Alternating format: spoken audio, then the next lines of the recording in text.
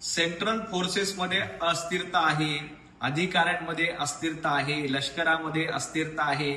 संजय राऊत किती स्वप्न बघणार? हे तुमचे मुंगेरी लालके स्वप्न कधीही पूर्ण होणार नाहीत. या देशामध्ये ना जनतेमध्ये अस्थिरता आहे, ना लष्करामध्ये अस्थिरता आहे, ना सेंट्रल फोर्समध्ये अस्थिरता आहे. पंतप्रधान नरेंद्र मोदीजींच्या नेतृत्वात देश पुढे जातोय, देश समर्थपणे सक्षमपणे उभा राहतोय. कुणामध्येही अस्थिरता नाही. अस्थिरता आणि चलबिचल असेल तर ती तुमच्यासारख्या विरोधकांमध्ये आणि देशद्रोह्यांमध्ये आहे.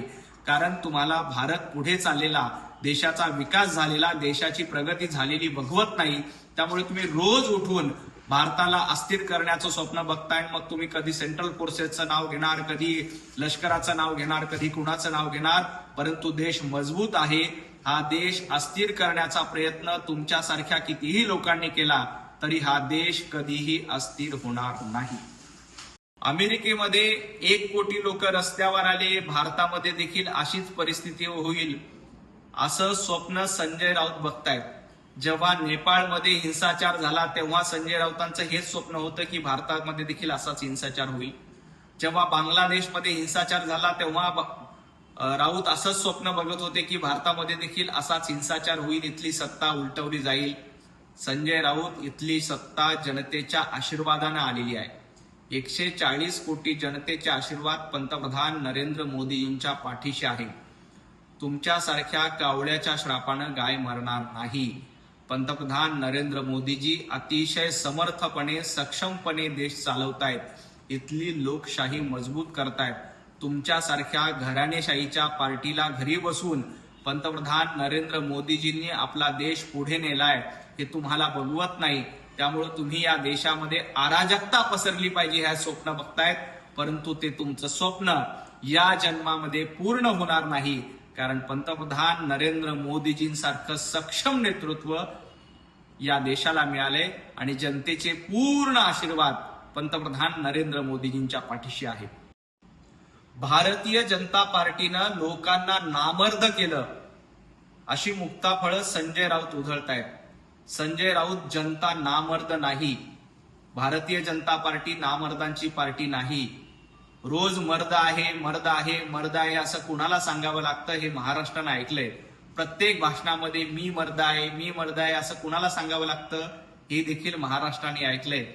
भारतीय जनता पार्टी ही लोकांची पार्टी आहे आणि खऱ्या अर्थानं नामर्द कोण असेल तर तुमच्यासारख्या विरोधकांना नामर्द करण्याचं काम या जनतेने केलंय. विधानसभेच्या निवडणुकीमध्ये जनतेनं तुम्हाला घरी बसून नामर्द केलंय. जिल्हा परिषदेच्या निवडणुकीमध्ये घरी बसून जनतेनं तुम्हाला नामर्द केलंय. महापालिकेच्या निवडणुकीत तुमचा पराभव करून जनतेनं तुम्हाला नामर्द केलंय. त्यामुळं मर्दानकीची भाषा करण्याचा अधिकार तुम्हाला नाही आणि जनतेला नामर्द म्हणण्याचा देखील तुम्हाला अधिकार नाही. कारण तुम्ही स्वतः जनतेमुळे नामर्द झालेला आहात. डोनाल्ड ट्रम्प यांना मित्र नाहीत तर ते गुलामाची नियुक्ती करतात. अहो संजय राऊत, सगळ्यात मोठे गुलाम आपण स्वतः आहात. राहुल गांधींची गुलामी केली, त्याच्या आधी सिल्वर ओकची धुनी भांडी घासली, आता सोनिया गांधींची गुलामी करतात. राहुल गांधींचे पगारी नौकर आणि पगारी नेते म्हणून काम करण्याची जबाबदारी महाराष्ट्रात तुमच्यावर दिलेली आहे. तुम्ही स्वतः गुलाम आहात. उद्धवजी ठाकरे यांचं मीठ खायचं आणि सिल्वर ओकची आणि काँग्रेसची गुलामगिरी करायची ही तुमची सवय झाली आहे. आणि तुम्ही काय पंतप्रधान नरेंद्र मोदींवर टीका करतायत? पंतप्रधान नरेंद्र मोदीजी 140 कोटी जनतेचं नेतृत्व करतायत. तुमच्यासारखं गुलामगिरी करायची सवय त्यांना नाहीये. भारत आणि अमेरिका हे 2 मित्र राष्ट्र आहेत आणि आपण हे जी बिझनेस करार केला, व्यापारी करार केला, याच्यामध्ये भारताला फायदाच होतोय. पंतप्रधान नरेंद्र मोदीजींचं जोपर्यंत नेतृत्व आहे तोपर्यंत कुणीही भारताकडे वाकड्या नजरेनं बघू शकणार नाही. भारताचं मीठ खायचं आणि पाकिस्तानची प्रवक्तेगिरी करायची हा संजय राऊत यांचा तसा जुना धंदा आहे. आणि आता अजमल कसाब प्रकरणामध्ये संजय राऊत यांना फार पुळका आलाय. अफजल कसाबला वेगळा सेल उभारला होता, त्या सेलमध्ये मला टाकलं. संजय राऊत, तुमचं पाकिस्तान प्रेम याआधी देखील महाराष्ट्राने बघितलंय, देशाने बघितलंय. तुम्ही पाकिस्तान धार्जिणी झालेला आहात. अजमल कसाबवर बोलण्याचा तुम्हाला अधिकार नाही. कारण तुम्ही सातत्यानं देशद्रोही आणि पाकिस्तानच्या बाजूनी भूमिका घेतली आहे. अफजल कसाबवर तुम्ही बोलू नका आणि अशोक खरातवर बोलण्याचाही तुम्हाला अधिकार उरलेला नाही, कारण सातत्यानं रोज उठायचं, खोटं बोलायचं हा तुमचा धंदा झालेला आहे. अशोक खरातचा जेलमध्ये घातपात होऊ शकतो असा आरोप, असा दावा विजय वडेट्टीवार यांनी केला आणि त्याला संजय राऊत समर्थन देत आहेत. विजय वडेट्टीवारजी या भोंदू बाबाचा पूर्ण कच्चा चिठ्ठा बाहेर आल्याशिवाय आणि त्याला फासावर पोहोचवल्याशिवाय हे सरकार स्वस्थ बसणार नाही. ज्या पद्धतीनं भोंदू बाबांनी महाराष्ट्राच्या महिलांची फसवणूक केली, महिलांची लैंगिक शोषण केलं, या भोंदू बाबाला बेड्या ठोकण्याचं काम देवेंद्रजी फडणवीस यांच्या सरकारने केलंय. तुमच्या सरकारमध्ये ती हिंमत नव्हती आणि या भोंदू बाबाचा पूर्ण कच्चा चिठ्ठा बाहेर काढल्याशिवाय हे सरकार थांबणार नाही. कुठलाही घातपात होणार नाही. भोंदू बाबाला कायद्यानुसार निश्चित शिक्षा होईल, यामध्ये अजिबात शंका नाही.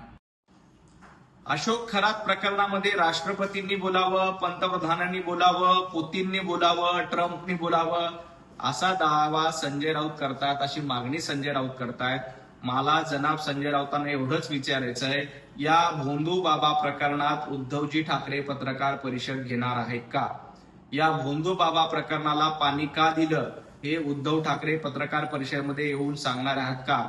मिलिंद नार्वेकर आणि भोंदू बाबाची भेट का झाली याबद्दल मिलिंद नार्वेकर पत्रकारांसमोर येऊन खुलासा करणार आहेत का?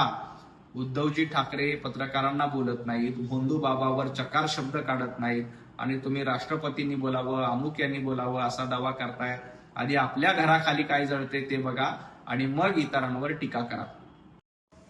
भोंदू बाबा अशोक खरात प्रकरणामध्ये हमाम में सब नंगे असा दावा संजय राऊत करतात. संजय राऊत हीच मन वापरायची असेल तर महाविकास आघाडी सरकारनं या भोंदू बाबासाठी पायघड्या घातल्या. शेतकऱ्यांचं पाणी या भोंदू बाबाच्या आश्रमाला दिलं होतं, तेव्हा या हमाम मध्ये नेमकी कोणी कोणी आंघोळ केली होती, कोण कोण नागडं झालं होतं? जेव्हा मिलिंद नार्वेकर या भोंदू बाबाला भेटले, कदाचित उद्धवजी ठाकरे यांना मुख्यमंत्री करण्यासाठी मिलिंद नार्वेकर या भोंदू बाबाला भेटले होते का? आणि या भोंदू बाबाकडे नेमका कुठला नवस केला होता? याचं उत्तर संजय राऊतांनी एकदा महाराष्ट्राला दिलं पाहिजे आणि हमाम मध्ये नंगे कोण कोण झालं हे एकदा महाराष्ट्राला सांगितलं पाहिजे.